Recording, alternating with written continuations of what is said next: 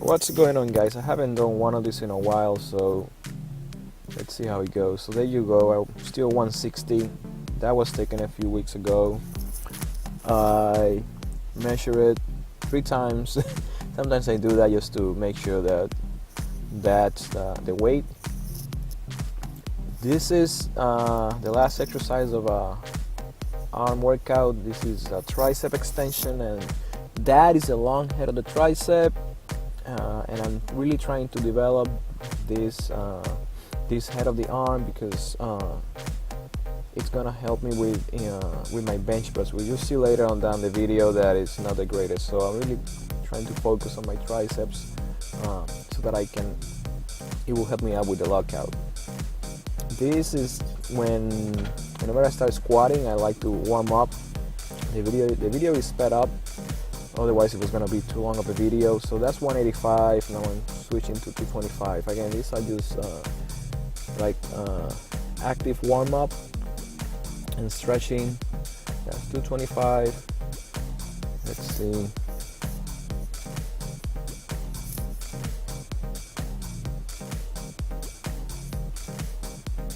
So yeah, 1, 2, 3.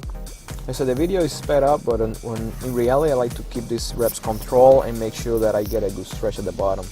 This it might look like I'm doing abs. You can say that I'm doing some sort of abs, but I do that just to warm up my lower back. There you go, the yawning. Yeah, I yawn more than I do reps. But keep in mind, guys, I work out pretty early in the morning. I'm usually there before around 4:30 in the morning, so it's pretty early, and that's when I can squeeze it in pretty much. This is my first working set. You can see I have my belt is on. I think I'm working with 300 pounds here, or 295. I'm not really sure from this angle. Let's see.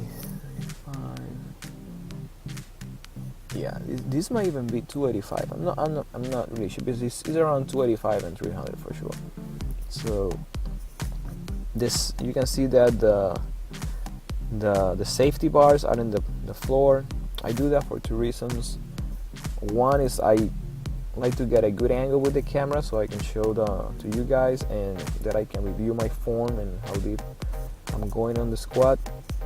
And also it's a mental game. So I told myself in my head, if I don't have the safety bars, I better move this weight up, otherwise it's gonna crush me. So yeah, that's the whole reason behind just removing that safety bar. And don't get me wrong, when I'm going 365 or I don't know, something around that weight, I leave them just for safety. I mean, I'm trying to be that naive. These are deficit deadlifts. I have 2 plates. I believe each plate is around 1 inch or so. I have 335 on the bar, and I've been doing this for quite a while, and I really like them. Usually I have to decrease the weight when I'm doing this.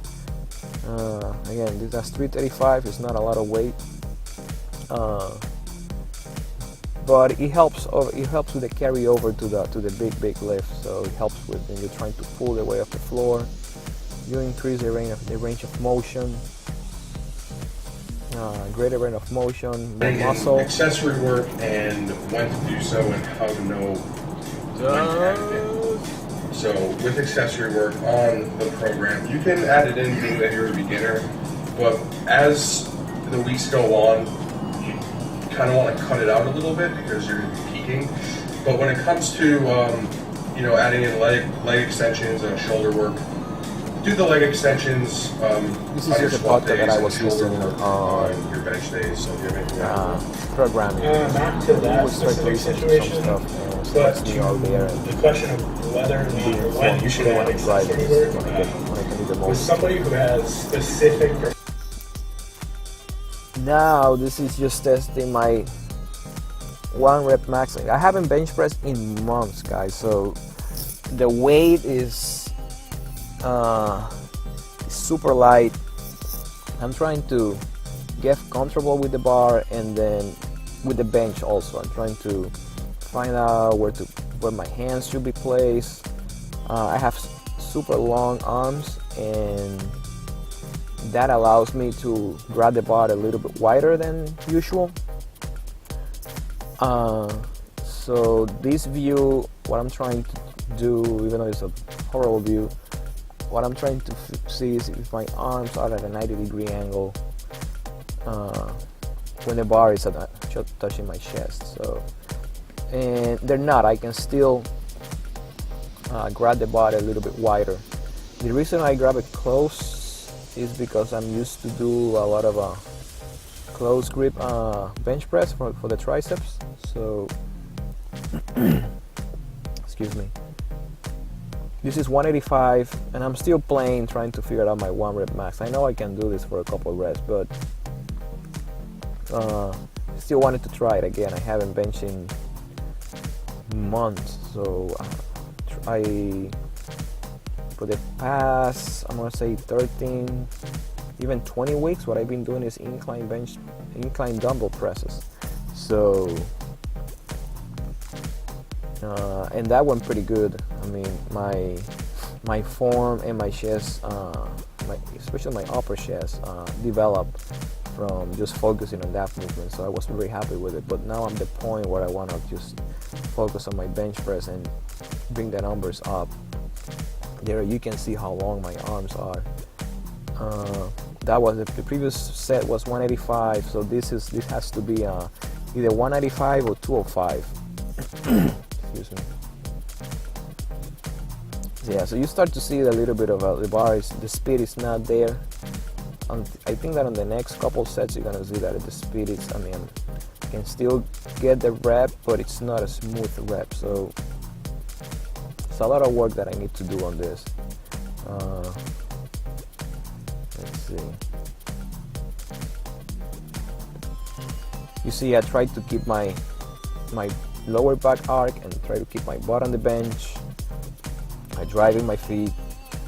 I have a wide back from all the back exercises, from all the rowing, so that actually helps me out a little bit. See, that's the grinding. So I believe that was like 205. I'm not sure. And this set, what I did is I lowered the weight to, I believe it was 70%, and I went for reps. So I'm still playing with the position on the bench, but once I get it, you can see that the speed compared to this rep, to this set, I'm sorry, and the other one, it's huge difference. So that's what I need to work on. So without neglecting the squat and the deadlift, because I really like those movements, even though I'm not a power lifter, don't look like one. Well, day one is in the books, and two things I can conclude from this. And the first one is that I'm still sore from Friday, today's Sunday, and the second one is that my bench needs a lot of work, but that's okay. We always have to improve. So. Yeah, by the end of these 13 weeks, I'm hoping that my bench will be decent, and I will be able to improve on the other lifts as well. So, thank you for being in this journey, and let's make it happen. What is going on, guys? It is Monday today, and it's lunchtime for me. And yeah, I'm wearing a hoodie today because it's raining, as you can see. And sometimes I just like to go to my car and decompress from the office and just let my mind decompress might be the right word, I don't know. But anyways, it's lunchtime, and I wanted to share with you what I'm having today from lunch. Really share some of the stuff that I do like to eat, and this is another quick lunch that is one of my go-tos, and some of you might like it. Some of you might just don't like it, which is most likely gonna be most of you. But here we go. These are sardines, and sardines are great. The macros are very good on sardines. You can get them with tomato sauce. With these ones are with tomato sauce, and yeah, right there.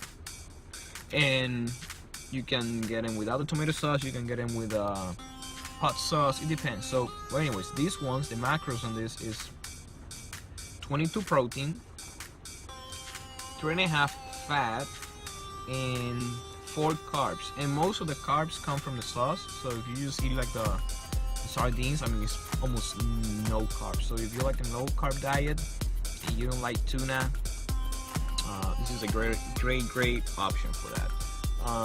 Then I'm gonna have an apple. It's a medium Granny Smith apple. I really like the Granny Smith. I don't like the red ones. So I really and this will be my quick lunch. Currently is 12:08. So this should hold me up for another 2 hours, and after that I'm gonna have another snack. But yeah, quick lunch on the go, healthy and easy. And yes, I do have a can opener for this. So yeah, you need to bring a can opener because this hat doesn't have the lid that you can just pop up. So I always have one with me, and just in case. Anyways, it's another bro tip for you guys for lunch.